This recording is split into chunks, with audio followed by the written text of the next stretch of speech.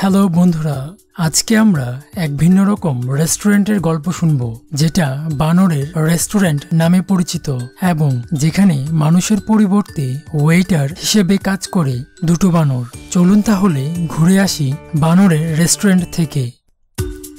জাপানের কায়াবুকিয়া টাভার্ন রেস্তোরাঁটি ছিল একটি ঐতিহ্যবাহী শৈলীর জাপানি স্যাক হাউস রেস্তোরাঁ, যা জাপানের টোকিওর উত্তরে সুনোমিয়া শহরে অবস্থিত। ঘরের খাবারের সাথে বাইরের খাবারের রয়েছে ভিন্নতা। অনেকে তো বলেই ফেলে ঘরের থেকে বাইরের খাবারটা মজা বেশি, আর সবাই মিলে বাইরে খেতে যাওয়ার ব্যাপারটি আমাদের সবারই কম বেশি পছন্দের। বাইরে খাবারের কথা চিন্তা করলেই বর্তমান সময়ে আমাদের মাথায় সবার প্রথমে চলে আসে রেস্টুরেন্টের নাম। তবে কোন রেস্টুরেন্টে যাব সেটি ঠিক করার সময় অনেকে খাবারের স্বাদকে অগ্রাধিকার দেন, আবার অনেকে সেখানকার পরিবেশের কথা চিন্তা করেন। যদি দেখেন খাবার পরিবেশনে ছুটে বেড়াচ্ছে দুটো বানর, এমন উদ্ভট দৃশ্য যে কাউকেই ভাবাতে পারে। তবে এমন দৃশ্য দেখতে হলে আপনাকে অবশ্যই যেতে হবে কায়াবুকিয়া টাভার্ন রেস্টুরেন্টে। আর এই রেস্টুরেন্টের মূল আকর্ষণই হচ্ছে দুটো বানর। প্রথম বানর 12 বছর বয়সী, যার নাম ইয়াত চেন, যেই বানরটি একটি শার্ট এবং হাফ প্যান্ট পরে থাকে। দ্বিতীয় বানরটির নাম ফুকু চেন, যার বয়স 4 বছর।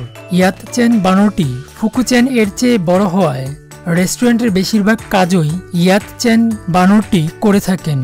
জাপানি প্রাণী অধিকার বিধির নিয়ম নীতির কারণে তারা প্রত্যেক দিন রেস্টুরেন্টে মাত্র 2 ঘন্টা কাজ করার অনুমতি পায়।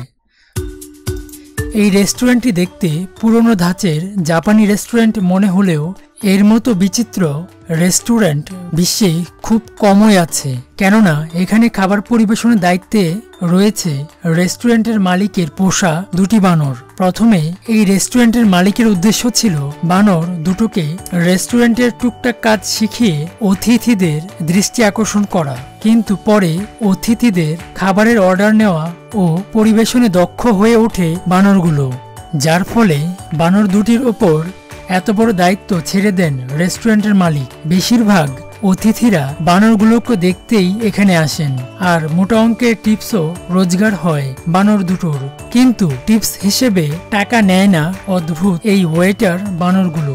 সিদ্ধ সোয়াবিন হলো এদের টিপস। এরা টিপস হিসেবে সিদ্ধ সোয়াবিন নিয়ে থাকেন। এই রেস্তোরাঁর মালিক ওতসুকা বলেন, বানরগুলো তার পরিবারের মতোই তার কাছেই থাকে। কখনো কখনো তারা অতিথিদের আপ্যায়ন করার জন্য নাচও করে থাকেন। তার জন্যই মানুষ এখানে আসতে পছন্দ করে। জাপানের ভৌগোলিক অবস্থানের কারণে কিছুদিন পর পর ভূমিকম্প হয়। তেমনি একটি ভূমিকম্প এবং সুনামির পরে রেস্টুরেন্টটি বর্তমানে পরিত্যক্ত অবস্থায় পড়ে আছে, কিন্তু বানরগুলো এখনো তার মালিকের কাছেই রয়েছে। রহস্যঘেরা দুনিয়ার আয়োজন আজকের মতো এতটুকুই। ভিডিওটি ভালো লাগলে লাইক, কমেন্ট, সাবস্ক্রাইব করতে ভুলবেন না। ধন্যবাদ।